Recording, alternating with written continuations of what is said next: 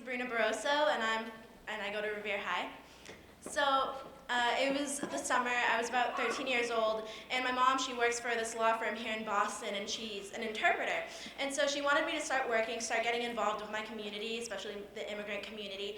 And so she was like, yeah, you're gonna come work here, you know, you're gonna do some secretary work, just sort out some papers, maybe a little bit of interpreting here and there if some people can't show up to interpret. So I was like, yeah. So I show up, and I'm opening the door into this office, and out of nowhere, coffee. You smell coffee everywhere. Phones are ringing, people are walking back and forth. You hear Creole over here, you hear Portuguese, you hear Spanish, Italian, a little bit of everything. And so I only got 1 foot in the door, and out of nowhere, this man, he runs up to me, he says, Sabrina, it's so nice to see you. And I'm like, oh yeah, okay, thank you. And he tells me that there's this girl, Maricela, and she's waiting for me, and that I was gonna be her interpreter for the day. And so I was like, whoa, that's sudden. So he introduces me to Maricela, and she's wearing this really pretty yellow dress that's down to her knees. She looks really happy, her hair is curly, she looks just like me, and she has this tan skin, brown eyes that are like just waiting for the world to happen.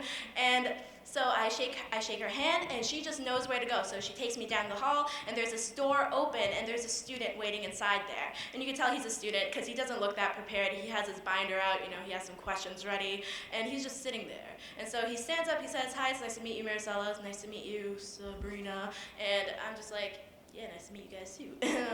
So he sits down, and he's like, okay, let's get down to business.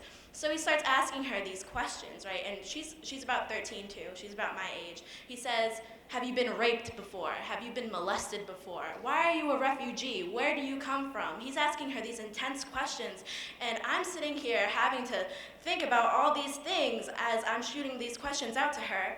And all I can think about is, that could have been me. Because we're from a neighboring country. I'm from Argentina, she's from Brazil. We're from neighboring countries. That could have been me. I could have been her.